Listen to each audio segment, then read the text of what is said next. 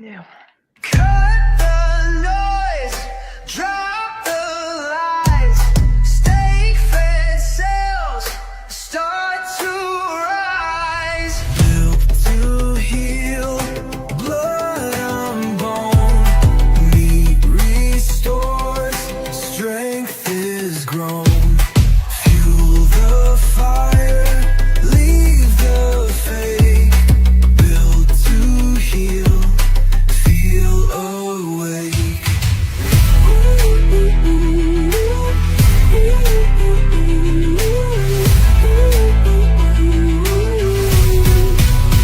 Real fat man, real meat defense.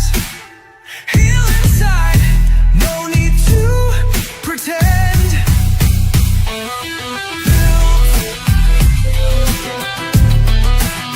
Real to feel. Where are we? Hey! Yo! If you're still eating cereal for breakfast, we need to talk. Your brain runs on fat, not flakes. Your muscles, they want steak, not soy. You're tired because you're missing the basics. Meat, fat, salt, and beets. I may be little, but even I know. Butter, bread ribeye, rabbit food, carnivore beets, mainstream lies. Get strong, get sharp, go primal. Hit that follow and turn up the beefy beats. Carnivore mode activated. Meat, music, mental clarity. Follow for daily bites of truth.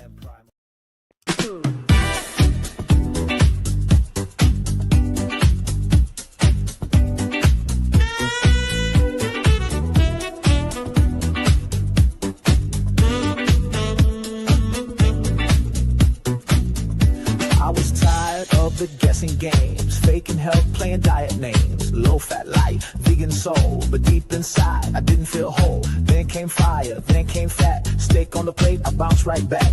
No more crashing, no more drag, just eggs and butter in my bag. Meat made me whole. Yeah, you know it's true. Brought me back to what I always knew. Meat made me whole. Now I feel alive. Give me that steak and watch me thrive. Refill the brain, reset the gut, say goodbye to the low-fat blood. Meat made me whole. We are live. It is Sunday. This is the Meat of the Matter podcast. That is Peter. He is Mark. I am Tony. And we welcome you every Sunday here, 10 a.m. Pacific, 6 p.m. in the UK and Ireland, and 7 p.m. in the Netherlands and continental Europe. Boys, how are we doing today? Doing very well, sir. Welcome back. Yeah, thanks. Great. My blood pressure is 150 over 90 and I'm constipated, but for the rest. Well, that's great, Peter. I'm glad. It's nice to see you're keeping track anyway. Yeah, man, I was away for a week and we're going to get into some Ozempic today. We're going to get into some farmer stuff. But first, I have a little announcement to make. My coffee mission is going well. So I'm now 7 days, no coffee. And I noticed something. I was away helping a friend with some physical activities and I felt extra young and my knees, they started to hurt a little bit a couple of weeks ago when I was doing something up and down stairs and there was nothing. And I was like, could that be the coffee? So it just may be coffee is the difference maker here. So yeah, it's pretty interesting. So we want to welcome everybody. We appreciate you being here. And we appreciate the comments. Let us know where you're listening from.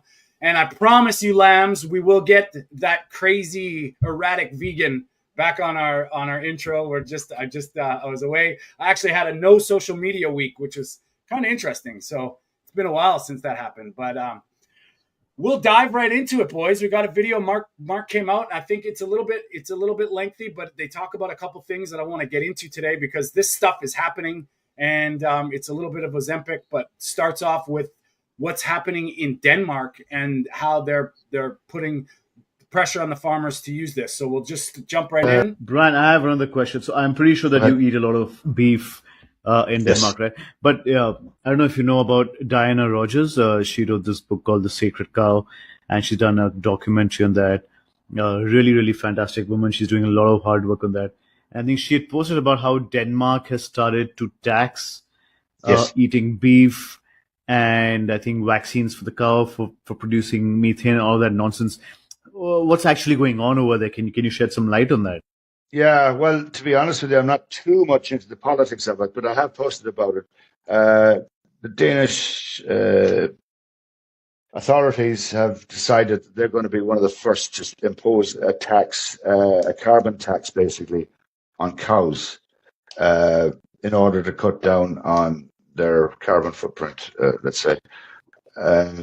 Also, you've got a company called Arla here. I don't know if you've heard of them in India, but Arla is a huge producer of milk, butter, all of that. They make Lurpak, which is something that you might have heard of. Yeah. And they have now forced all of their farmers that supply them to start using this Bovaer additive The to vaccine, reduce the methane. Yeah, well, it's to reduce methane. I think they consume it. I'm not sure. Okay. But yeah, sort of. I have boycotted every Arla product.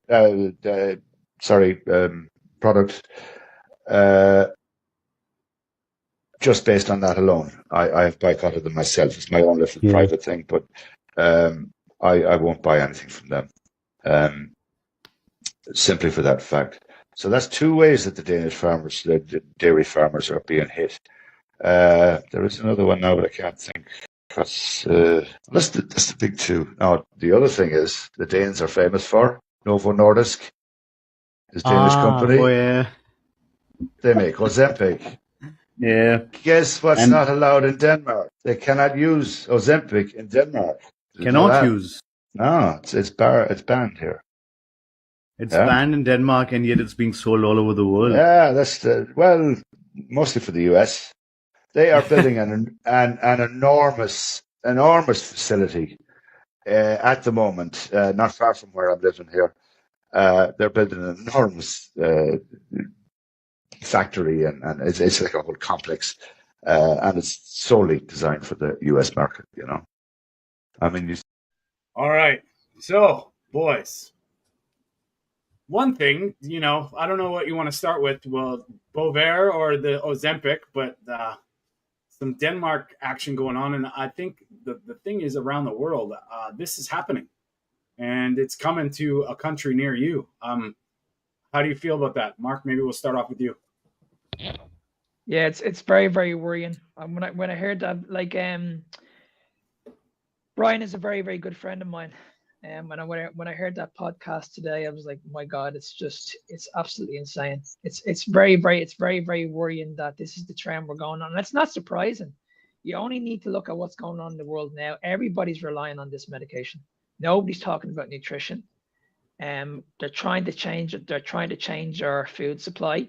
They're still trying to do it. So what hope do we have?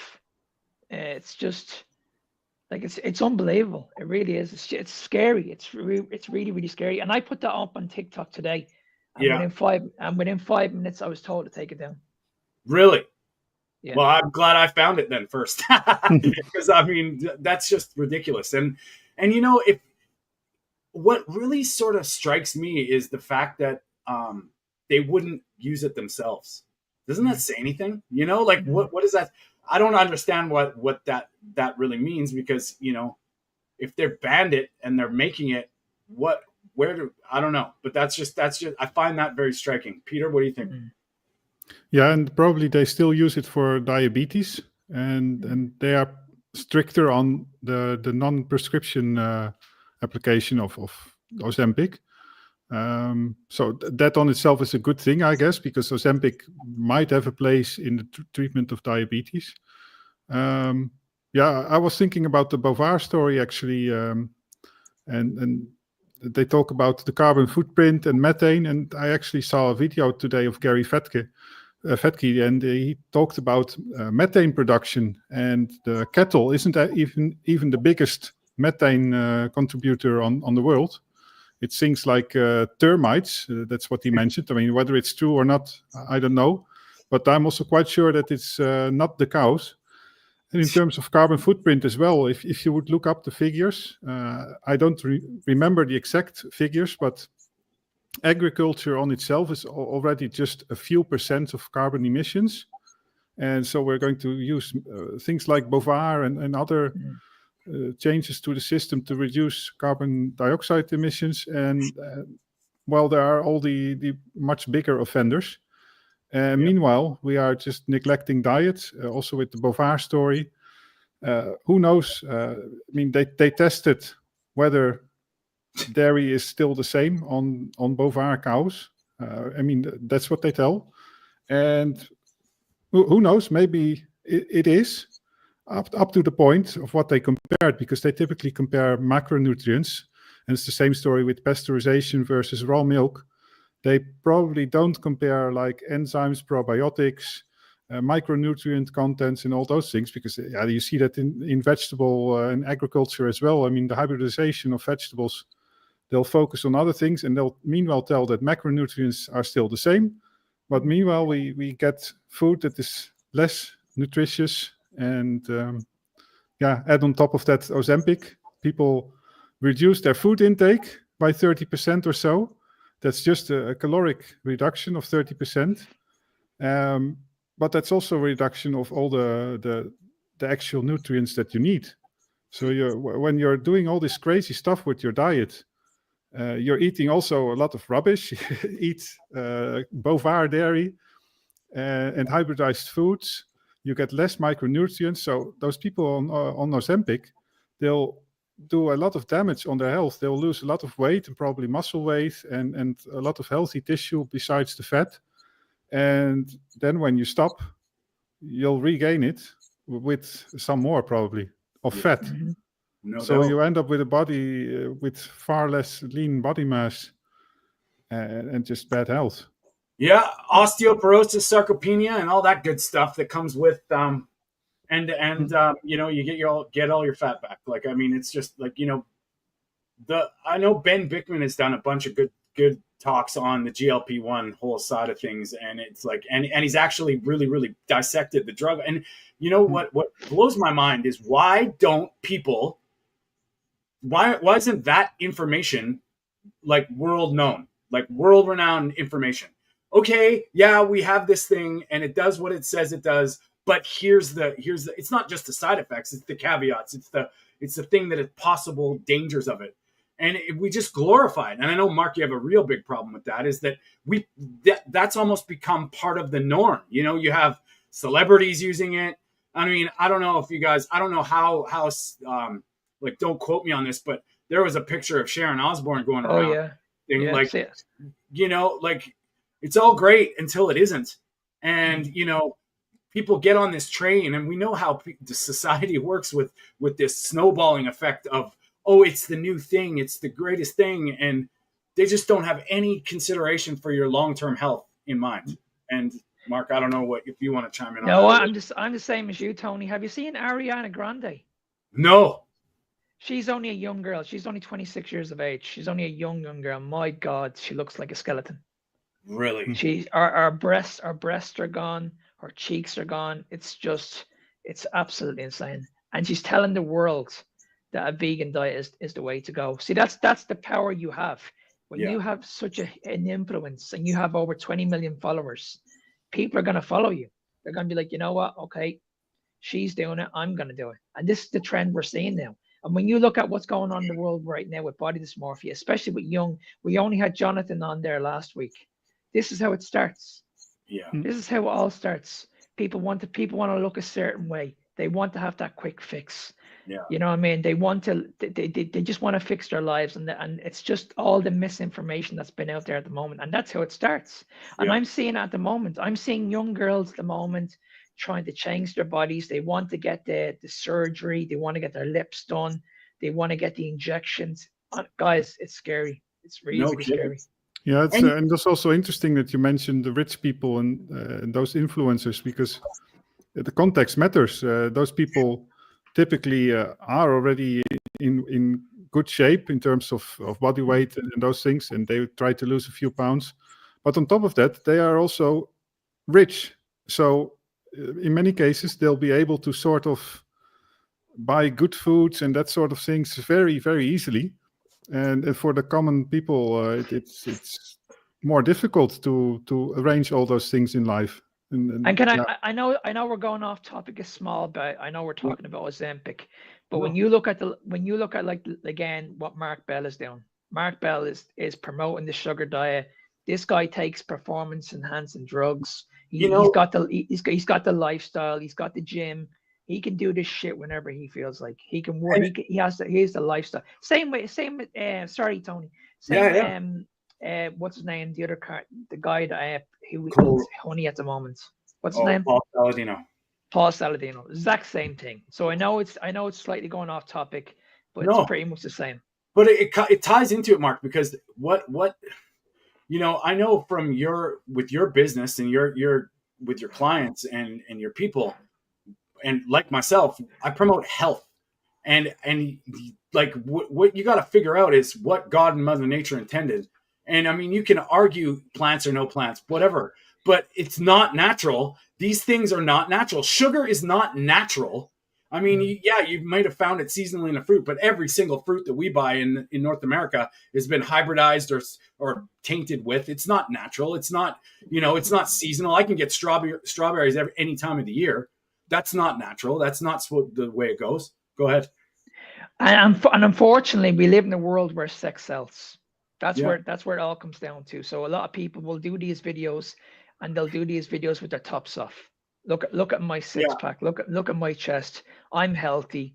That's the worst advice I could easily do that myself. Yeah. But I choose not to do that. Yeah. I would rather people listen to me. Yeah.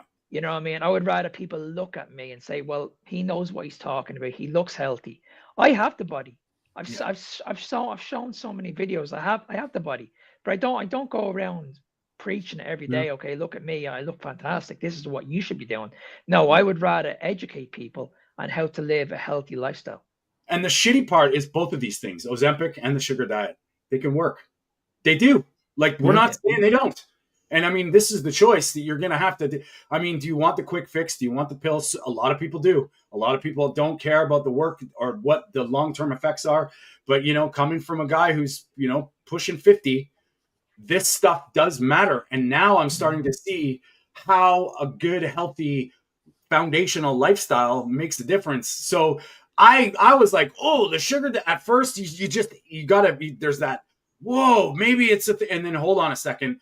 Like I did when I was starting nutrition school, and I was like, I was going to go vegan because back then, 5 years ago, still in my mind, you have this thing that it's healthier.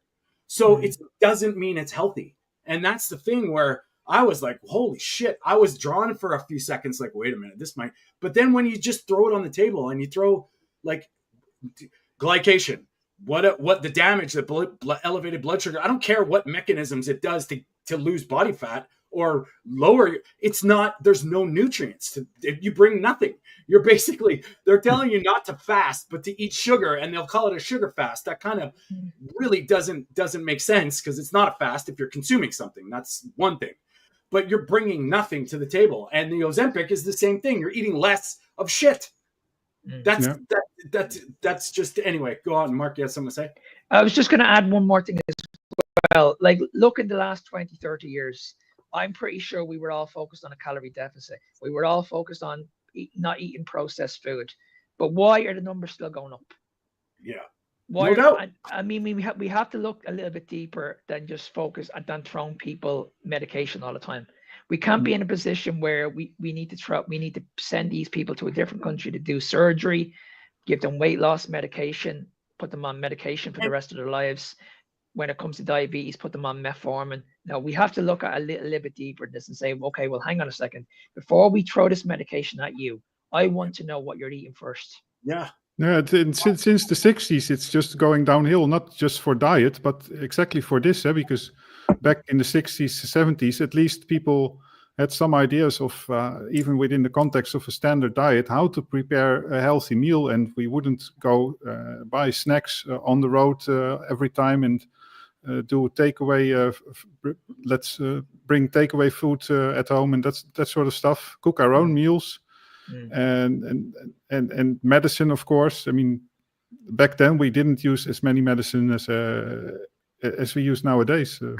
Guys, honestly, we've lost our identity. That's what the problem is. Like you look at we've lost it. In the 1960s, we were okay. The diet wasn't perfect, but it was a lot better than what we have right now.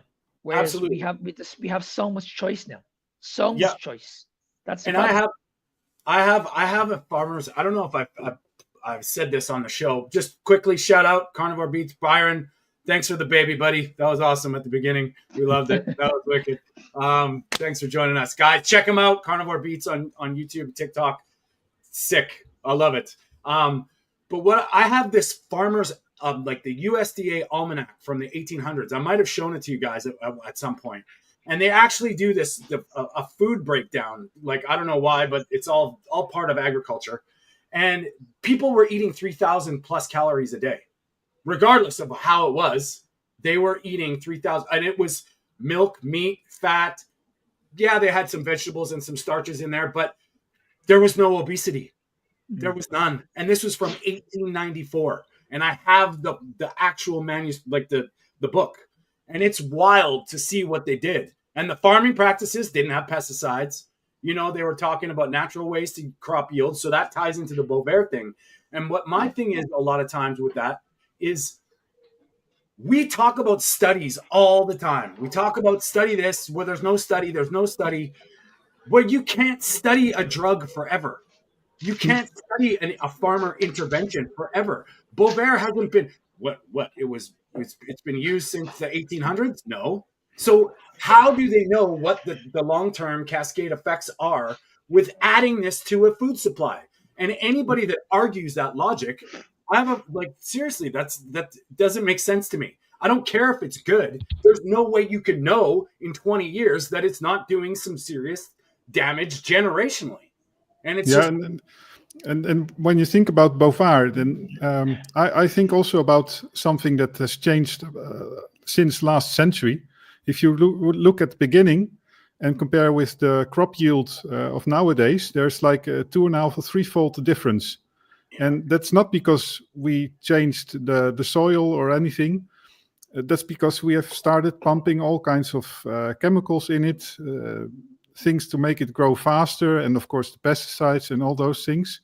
So I compare it a little bit with insulin. It's as if you have a body that you're going to load with a lot of glucose and a lot of insulin, and then you're going to compensate with all the damage that you do also to the environment by using something as Bovaer. So Bovaer is in that sense also just a medicine, and it hasn't been studied. Like all medicines, we use it we study it for several years, and then we use it for 5 or 10 years, and then we humans are guinea pigs, basically. And maybe not with all medicine, but at some point you'll find some side effects that are, to say the very least, problematic.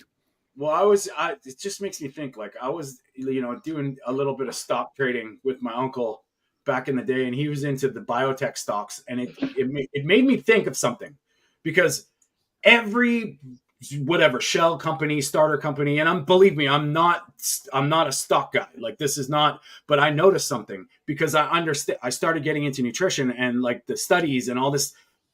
They put all the money into finding if this thing works, if it does what it says it does, and then the studies come in to try and make it safe. It's backwards. It's unbelievable. So if they get a drug that gets FDA approved for standard of care, billions. But it doesn't matter. Like you can't study the end result. You can't study how safe it is. And all these cancer drugs and all these things. And it's wild when you have guys like Dr. Thomas Seyfried out there. And I mean, this has happened to me where I have a friend of a friend who is, suffering with stage 4 cancer. And I'm like, why don't they know about his ideas? Like this blows my mind how the world can't just deal with, something that's a lifestyle intervention that makes sense. And yet he's, nobody knows who he is. It's unbelievable. And that's cancer. You know what I mean? We all talk about it. We've all been affected by it. It's so tragic. And yet just a simple intervention with your diet and lifestyle can make huge. People are doing it, and that's the thing that scares me. So what happens when the world has Bovaer included in our food supply of what, I don't know, there's some kind of little tinfoil hat part of me that says, obviously it's a deeper thing, climate change and all the bullshit. But what happens when, people start growing third arms because shit, we didn't notice, we didn't study it far enough. And then they have the exemptions. Like, I'm sure they can't be sued because it's for the greater good. I don't know. I'm not sure if that can be done or not. I don't know what liabilities there are with all these agriculture interventions, because and another guy, Peter Ballerstedt, why doesn't everybody know who he is? He talks foundational nutrition, and it's like, it's unbelievable where we're going with this shit. And it just seems like every other day there's something new that they're stuffing into our food. Like, if it's not a vaccine, it's a chemical that stops the cows from farting. Like, really? Yeah, but if you mention Peter Ballerstedt, there's also a very simple thing. Like nowadays, 60% of grain crops are for human consumption. Yeah, and humans consuming all those grains. Sounds great, but the protein quality coming from those grains is not the same as meat. Exactly. And about 8% or so of grain production is actually used. I think 20% for animals, and about 40% for animals, and then 20% of that is for cows. So only 8% of that. Yeah. So it has a very small impact is for cows. Yeah. And if you just feed cows a bit more of grains and we eat more meat, we'll get good quality proteins. It's way more efficient. And I don't know how you feel about this, Mark, but I'm sure you've had clients come to you and like they're asking about Ozempic, or they're asking about this stuff. Like, this is what I want to do. And it's like, I've had a couple people that in my life that are like, well, I just want to do it for a little bit, but that you're putting the weight loss before your health. Exactly. Yeah. All the time. That's the one. We spoke about this a few weeks ago with Nicole. When Nicole came to see me at first, she just wanted to lose weight. She didn't give a shit about her health. She just said, "Listen, I just want to look. I want to get in shape." And she was very, very close to taking these injections as well, because she had tried everything else. Yeah. Very, very close. And she was like, "You know what? I've tried the diets. All I want to do is I've never been thin. All I want to do now is lose weight." And I've been working with her now for just over nearly 2 months now, and she is well on track with her weight loss, and she's in the best health possible. So this is what people need to understand, is that before you make these rash decisions, you need to look at, okay, you've been doing the same diet, you've been doing the same shite for the last 20 years, a calorie deficit. Something needs to change. It doesn't make a difference what diet you do. You're always going to be doing the exact same thing. You're going to be in a calorie deficit. Yeah. And you're going to have the carbohydrates in your diet. Yeah. So what are you burning? Are you burning glucose? Or are you burning fat? Yeah. That's what it comes down to. So and if you've got a lot of sugar in your body, and you're losing weight, most of that is going to be sugar. Oh yeah. You're losing water. You're not losing body fat. So the question is, why are you holding all that water in the first place? Yeah. Yeah. Well, okay, and coming from a like, I guess I was borderline obese. 70 pounds. I'm 5'6.5" on a good day, 5'7" maybe. But I'm like, do you think it's a good idea for me that's battled the sugar addiction, lost weight, and now I'm not Adonis by any stretch physically, but my physique it's the least amount of body fat percentage in my life, and I think I'm okay. I look good. To go and lose that extra to get under 10% body fat on a sugar diet that brings nothing to the table, or take Ozempic to get that last bit of vanity out. To me, man, it's like, if I did one of those things, I'm going to deteriorate. If I did the sugar thing, I could be, what happens after? I might not be able to stop, like eating candy. Like, oh my Lord, maybe there's a place for the fruit thing. But obviously I don't agree with it, but what? Sour Patch Kids and Skittles? Go ahead. I took on a lady there 2 weeks ago. She actually works in the hospital. She's a nurse. I think I told Peter this story, or I think I told both of you this story. There was a 29-year-old. He actually got his leg removed. He was diabetic. He had to get 29 years of age, guys, and he had to get his leg removed. Unbelievable. And here's the thing that they're telling us now, that they're telling you that they're dropping their blood sugar levels and like they're reversing diabetes with the sugar. The thing's only been out a month. Like, I'm not talking about carb cycling. I'm not talking about all the fitness gurus that do whatever. I'm talking about diabetes. And if you're eating sugar, I don't care if your blood sugar's lowering, you're rusting, you're glycating. Like, this is a fact. And it's like, how can you oh my Lord. And I mean, God, they're talking about how jacked up they are with energy. And I'm sorry, but I feel great doing exercise all day long. I mean, I just worked a 12-hour day with a friend of mine, helping him out. I was the only one that wasn't gasping for air and dying. And I was running at the end of the day.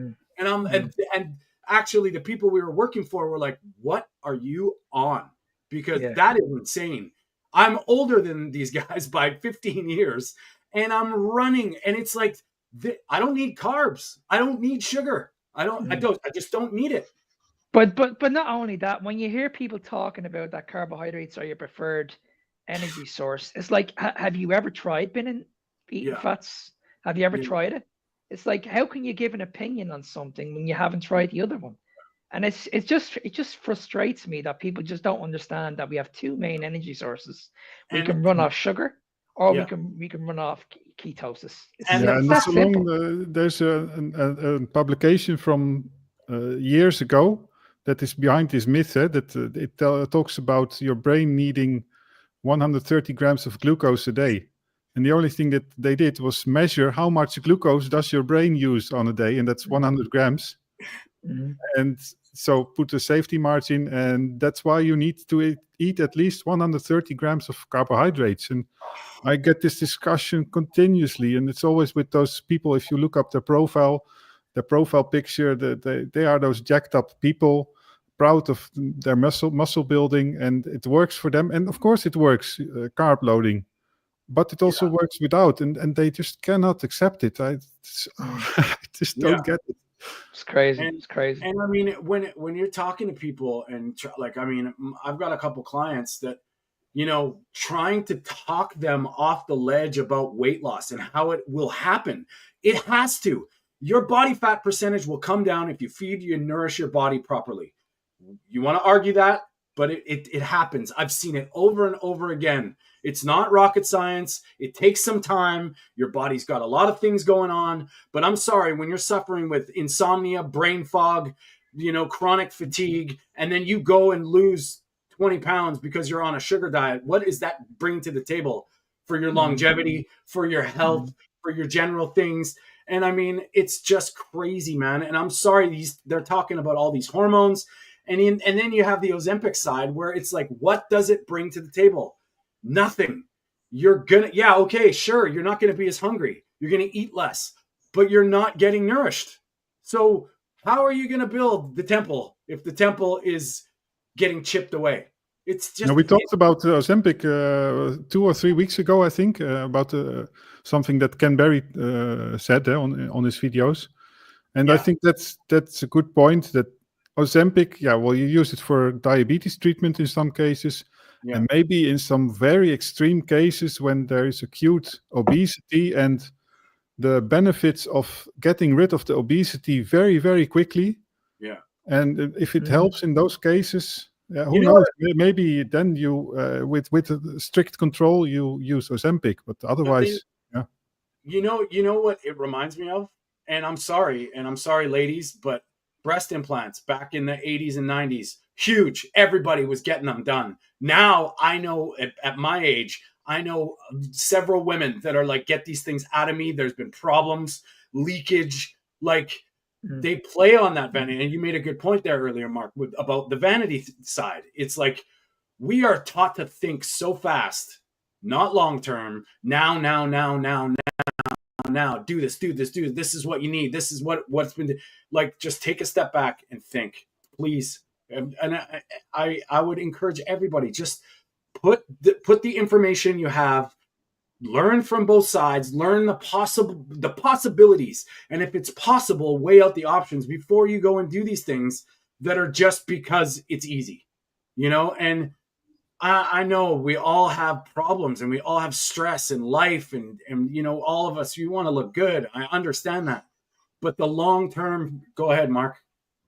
Sorry, no, go ahead, Tony. Finish off. I'll say after what you need to say. The long-term effects.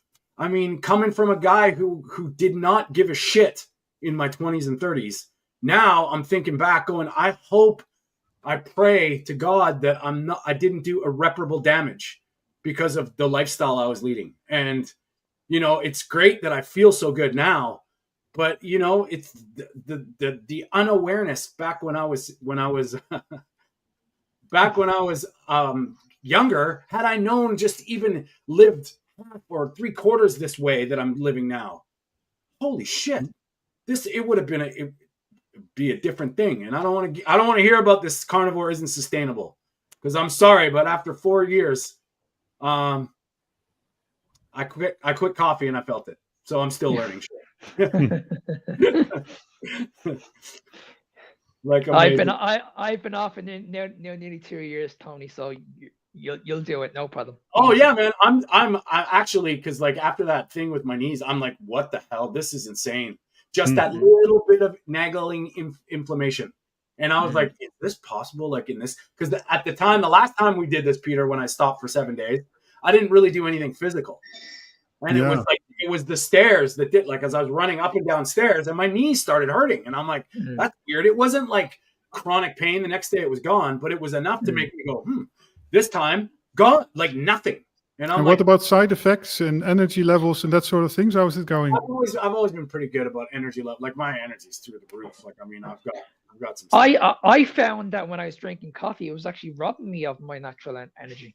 Yeah, I mean, I think everybody's different. Whereas right now I'm absolutely buzzing. I've got tons of energy. Yeah. And I mean, I think there is a difference in the brands of coffee and the beans I use, because it really felt a lot different in different. But I mean, you know what? After hearing Richard Smith talk about it, I'm like, you know what? Peter and Mark, that's it. I'm done. Let's just stop it. I'm not saying I'm never going to drink coffee again. It's not part of my regular routine for sure. And well, you can do it. I mean, if you manage, you can do like me and drink it when you're outdoors, a cup a month or even a week or so. Yeah. But yeah, I wouldn't start immediately because and after I think I stopped 2 months, and then at my parents' place when I was visiting them, I drank a cup of coffee, and yesterday I drank a cup of coffee while being in the museum. Yeah, and I noticed the same thing, way worse with chocolate. Yeah, I think 2 days ago I ate a bar of chocolate. It's a low carb chocolate, and I know that it's bad for me, that I'll get skin rash and all those things. And also, I slept very badly because it also contains all these caffeine-like substances. Right on. Yeah, man. I don't know. I think I'm kind of going by my own advice. Take something out, give it some time, and this time really give it a chance to see the differences. And I mean, is it a coincidence? I don't believe in them. So yeah, and Byron's got a good point there too, and he was inspiring me too when he was talking when we interviewed Byron for Carnivore Beats about the coffee. So I'm like, okay, you know what? Maybe the universe is talking to me. It's time. So yeah, I'm on it, and I'm, as far as I'm concerned, it's out of my life. It may be like ice cream once in a while. That's it. Is it still in the kitchen cabinets or? Nope. Nope. I don't believe in that, man. The only thing I do once in a while is test myself. I don't know if anybody in the comments wants to do, if they do little self-check tests, but I do this with Coke Zero. I put one in the fridge and I see how long it goes. I just because I was a pop junkie when I was in my younger days, like 12 cans of Coke a day kind of stuff. And now it lets me know I'm in control. And I think we got a beef dealer here, boys. Bustelo, I love it. He does steaks. Hit me up, and then he's like, I'm also pushing tallow, suet, and animal fats. Well, we love those. So check them out. Maybe send your links, buddy. I love it. I love it. And let us know where you're commenting from, because we want to be and we do appreciate it, because we want to get this message out.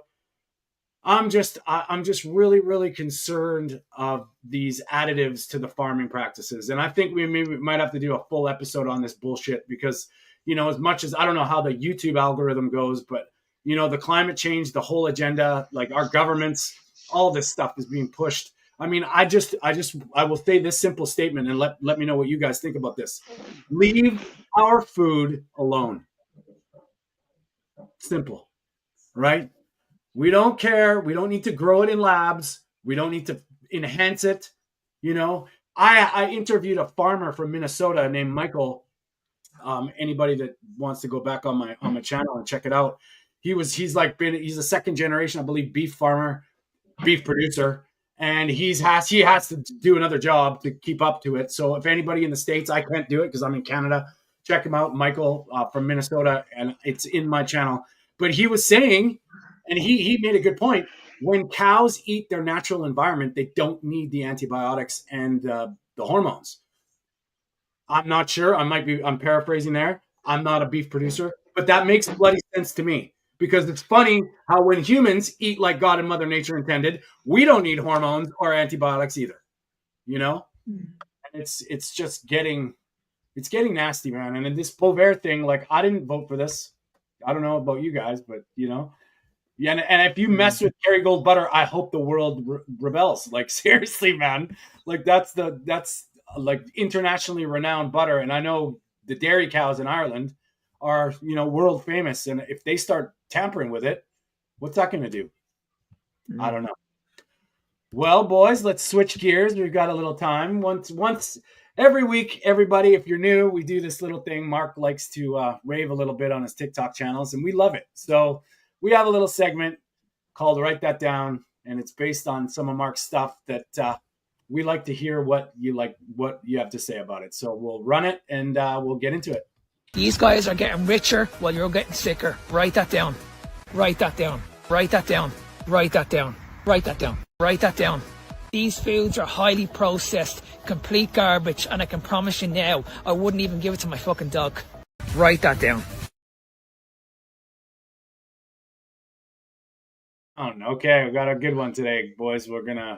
People might get mad. I love it. Well, we're gonna get mad. Is the high-fat carnivore diet healthy? No. Let me tell you why. All you see on the internet right now are people eating sticks of butter and raw meat. Now, there might be a lot of people claiming that it is healthy and they feel great, but there is no data, no scientific research to suggest that this diet is healthy. A study came out recently that hid their actual results because the results went against their theory. They theorized that people who are on the keto diet wouldn't gain plaque any faster than anyone else. But their study actually showed that people on the keto had increases in plaque in their arteries faster than healthy populations. And they hid that data. It wasn't even a peer-reviewed study. They just put it out there without all the data. Anyway, the studies that show healthy diets are the ones that have lots of plants in them. They have protein, they have healthy fats, they have whole grains in them. They are balanced diets. This is what the research says. Instead, lead a healthy lifestyle,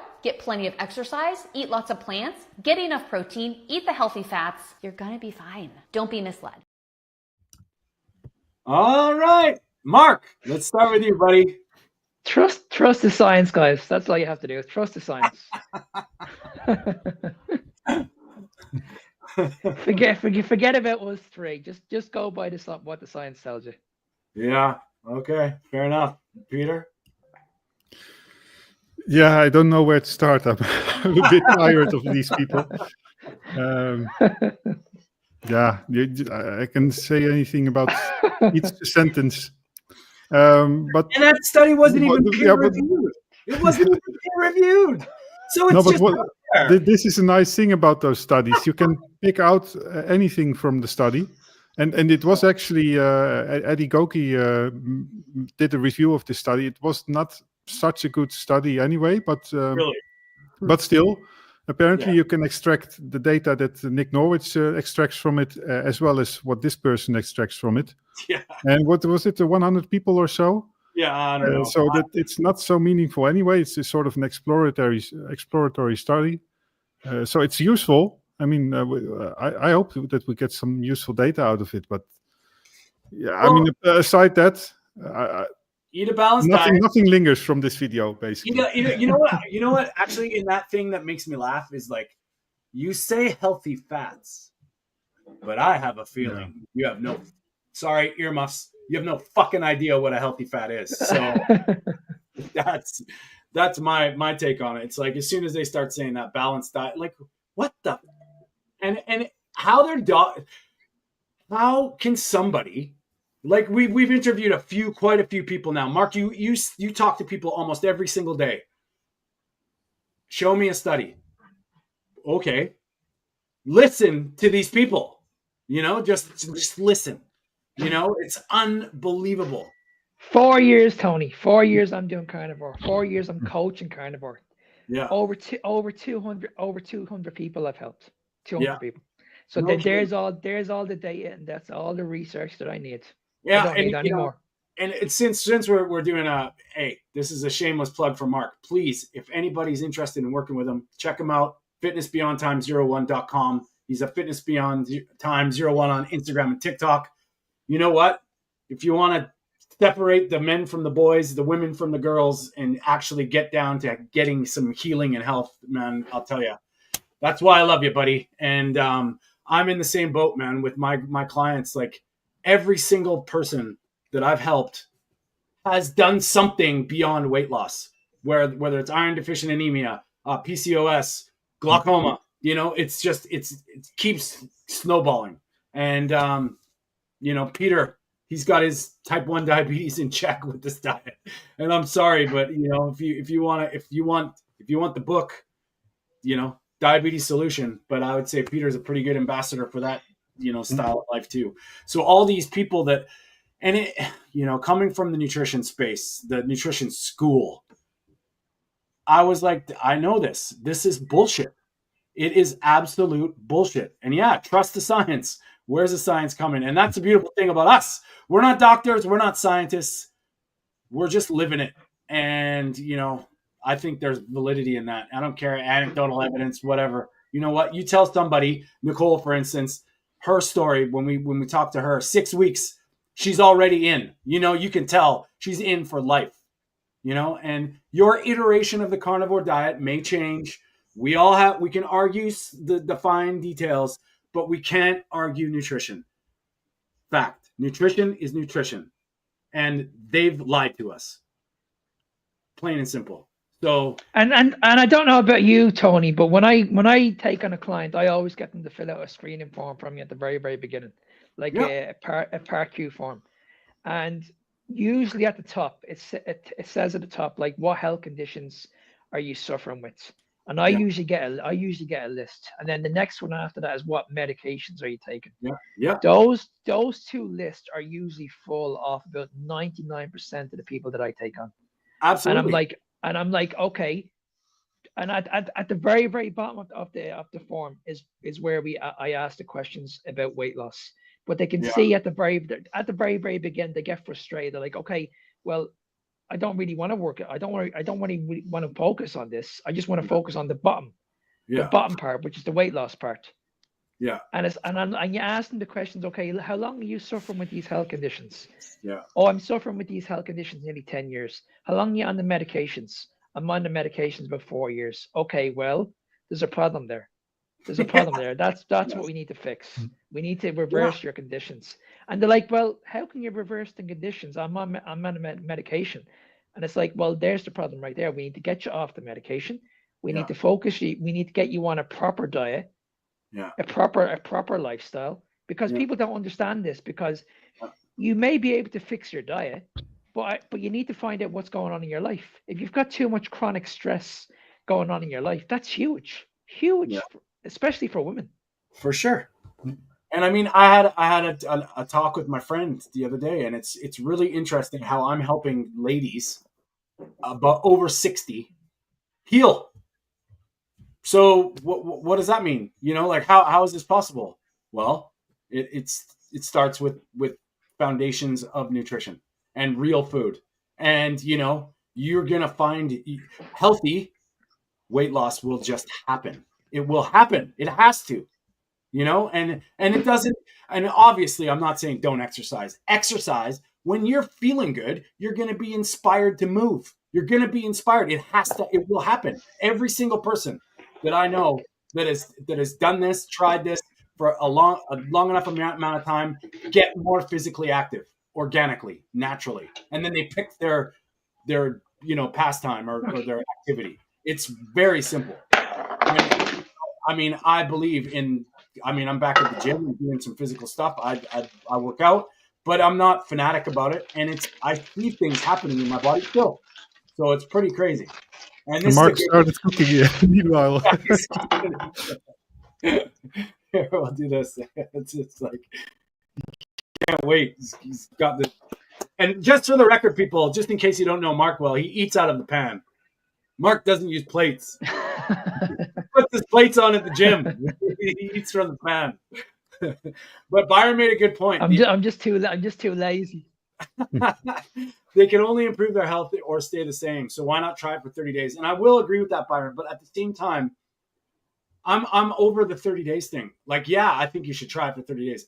I think you need to give this time because there is a whole bunch of stuff that happens. And I mean, from nervous system to brain neurotransmitter activation to a lot of stuff that goes on that takes a little bit of time. Some people as well, eh? With sports, that's even worse because they say that you need 2 or 3 weeks to get keto adapted. Yeah. But yeah, to make a proper comparison of how you performed on a carb-loaded diet and keto-based, you can wait half a year or a full year and gain back all your performance and hopefully a little bit more even. But yeah.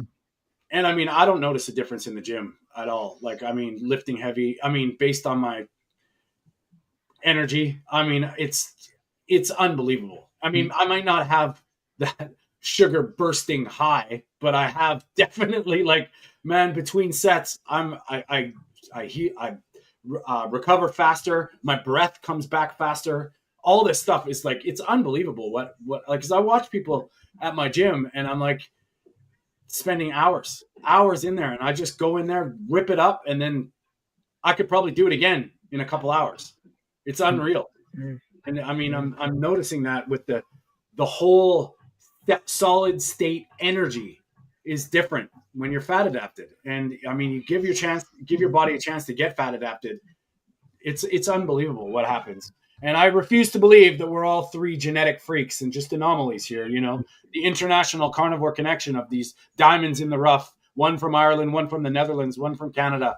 They're just these genetic freaks that just talk that talk. No, I see it every day with other people, and it's unbelievable. So what do you do with Mark with clients? Like, how about training? Do you focus on getting them feeling good first, or do you get them like how do you work that? Yeah, we focus on the diet first. There's no point going to the gym if you're feeling like. I can hear you. Can you hear me? Yeah.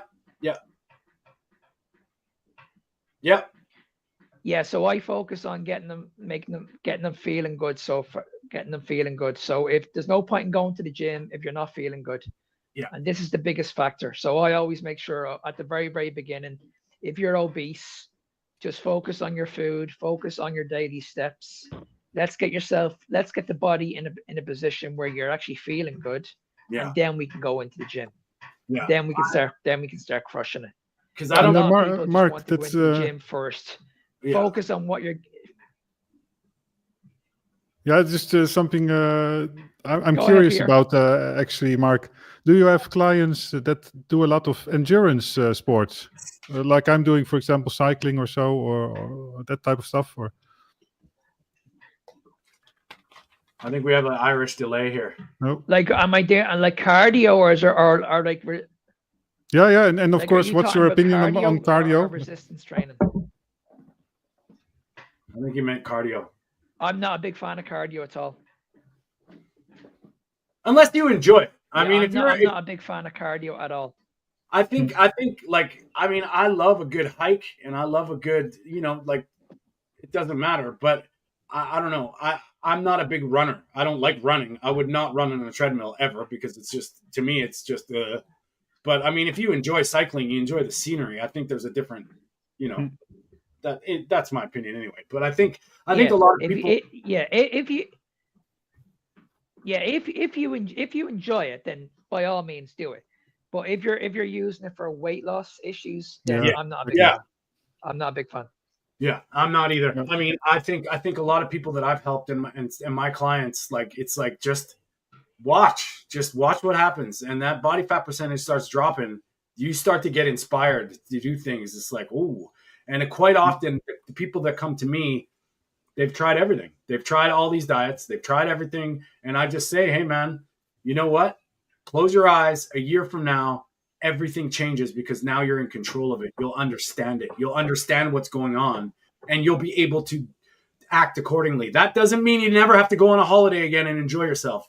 That means if you put in the work to get back. Go ahead, Mark. I haven't done cardio in 3 years. Yeah. I'm still walking around with a six pack. Yeah. I'm lean. I'm around 10% body fat at the moment. Like, I'm lean. I'm in the best condition possible. Yeah. I'd say my steps are around maybe 8,000 a day minimum. Yeah. I don't do that much cardio. Now, years ago, I used to do a lot of cardio. Yeah. In the last 3 years, I have done, unless I enjoy it. If I want to go into the gym and do a half an hour on the bike, I'll do it if I want to. Yeah. But I don't do it every day. No, but you said it right. You just don't do it for weight loss, and I think otherwise it can be perfectly healthy, especially if you do like half an hour somewhere during the week. I think it can be an addition even. Yeah. But see, too much cardio is going to cause an awful lot of stress on the body. For sure. It's going to increase. It's going to increase your hunger. Yeah. So if you're trying to lose weight and you're using up so much energy in the gym, that's just going to ramp up your hunger. So what do you want to do? Do you want to be able to control your hunger by eating properly, or do you want to ruin your hunger by doing just too much excess cardio? Yeah, no doubt. And I mean, I'm a big believer in walking. Like, walking is so good for you because you're moving, your lymphatic system is able to move around. It's good for your immune, and like in your head, you get to take the time, whatever, enjoy, walk nature. I think these are things that are very, very important that, a lot of people focus way too much on, like we've talked about it before with people that are obese, hammering their knees around a track. Oh, I just want to hug them. And, it's like... this is a thing that you could try with walking. Yesterday, I went out for a walk, maybe at the pace of 4 kilometers an hour. So normally I would do 6 or 6.5 kilometers per hour. Mm-hmm. But that's really beneficial for your mind as well, to do the really slow walks and almost stand still for you. But sorry, Mark, go ahead. I was just going to ask you a question, Peter. Like, what are you trying to achieve? Are you trying to achieve your fitness? Are you trying to improve your body composition? Like, what are you trying to do? What do you want to do in the next couple of years? With cycling. With cycling, you mean? No, in regards to you, like with your fitness. Well, what do you want? What's your personal achievement? For me, it's always a bit of a balance because I do a lot of cycling. So if I start to work a lot on my upper body, then I'll just get heavy, and I'm already like 200 pounds or a bit more. And to go up a mountain is not really nice. Yeah. I mean, it's possible, and I'll just train my legs a bit more. But yeah, so I typically go like 1 or 2 times. Yeah, not to the gym. I just work out at home with weights. I do that 2 times a week or so. For the rest, a lot of walking. And to me, that's fine. And if I was not cycling, I would probably up a little bit the weightlifting. And I do a lot of rowing. And that's sort of the level where I try to stay. So I'm not really focusing on building a lot of muscle. But see, you can implement that into a workout by doing fast, explosive workouts, like Yeah. with like weight training. Yeah. You don't need to go into the gym, like pick a body part, and just say, right, I'm going to focus on my chest today. If I was working with you, I'd be saying, okay, go into the gym and do fast, explosive, like HIIT training. Yeah. Because the one thing you don't want to be losing as you get older is muscle mass, and that's what I'm worried about. That you're doing too much, you're doing way too much cardio.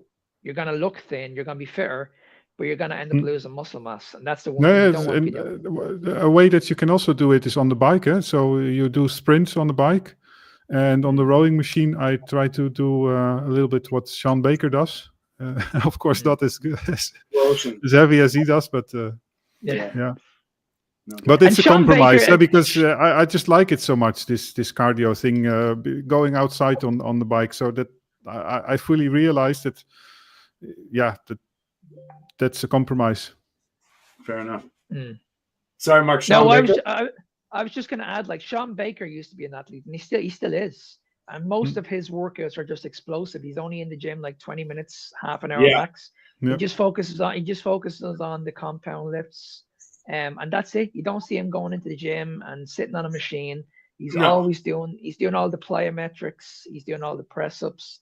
He's doing his body weight exercises, and that's the way it should be. And what's his name? Joe Rogan? He does the exact same. Yeah. He does all like body weight exercises, plyometrics, calisthenics, all that kind of stuff. In my human philosophy, like, as close to God and Mother Nature intended, I think we're supposed to move fast once in a while to get out of danger, and we're supposed to lift heavy things to save your life. So if you can't pull yourself off a cliff if you slip, or if you can't climb a tree if you're attacked by an animal, those are things, that I think we should be aware of. So if you can pull your own body weight with ease, is a good idea. And if you can move fast enough to get away from danger, that's a good idea. And I think I think there was one marathon runner per tribe village. He was the one that had to go relay the information, right? Like, it wasn't everybody. It was like there was one. So I don't know about the ultra marathon stuff. I mean, hey, if you like it and enjoy it, I think it's all the power to you. But from my ancestral sort of thoughts, it's usually survival and lifting heavy and moving fast. At least your body weight and getting out of the way of danger would be a good idea. Boys, this is a wild episode. We dealt with a lot of stuff, from Bovaer to Ozempic to getting chased by tigers and Peter obviously, it's his bike's in the background. He's gonna have to bike his way out of Netherlands if they keep choking the farmers, right? That's what's gonna happen. Right? Just an announcement to make, everybody, just to let you know, our friend David Reed is putting on a little workshop sort of webinar. I think it's this Friday, the 6th. I think we're all talking on it, I believe. So join us there. I'll post some links in the description when I find out a little bit more details, but I think he's going to be doing it on his channel at Fuzzy. I can't remember exactly. Sorry, David. Fuzzy Health, I believe. But I'll post the links in the description for the replay. So we're going to have a few guest speakers on, I believe. All three of us are going to be doing a little talk. It'll be about an hour and a half. I think there's 6 or 7 of us that are going to be doing little talks. So I would encourage everybody to come and hang out and check that out when we do it. And also, please pay attention to Mark's Carnivore Evolution on YouTube and Spotify. And I believe he's on Apple Podcasts. And he's always on Instagram Live now. So that's his new kick. I love it. He's every day is like, hey, buddy. And yeah, boys. So just please check those out. They're great long form interviews. Mark does a great job about like finding people that are their stories. And it's just one-on-one long form interviews. Very good. And we're going to try and link this up. I know I took a little hiatus from the social media stuff. This week I'm back. We're going to get on more platforms with this show. And like I said, we're here every Sunday. Thanks, Rick. We always do appreciate you, buddy. Thank you we'd love to have you on, Rick, one of these days to come and co-host. That would be awesome. He's awesome. But Mark, let people know where they can find you. You can find me, guys, on Fitness Beyond Time 01 on TikTok or Instagram, or if you want to reach out to me, send me an email at ennismark93@gmail.com. Peter? Can't hear you, buddy. Dutch carnivore, and I want to remind you that this guy is also dealing in colostrum. All right. Yeah, I love that. I love the colostrum. It's good.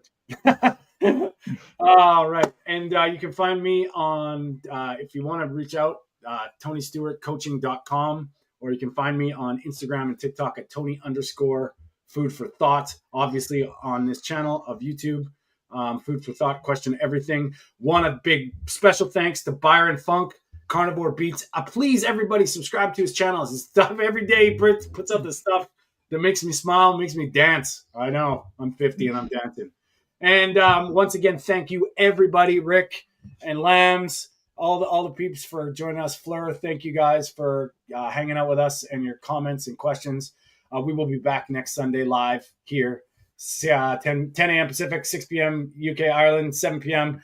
Netherlands, continental Europe. That's Mark. He's Peter. I'm Tony. We love you. Thank you. And we'll see you next week.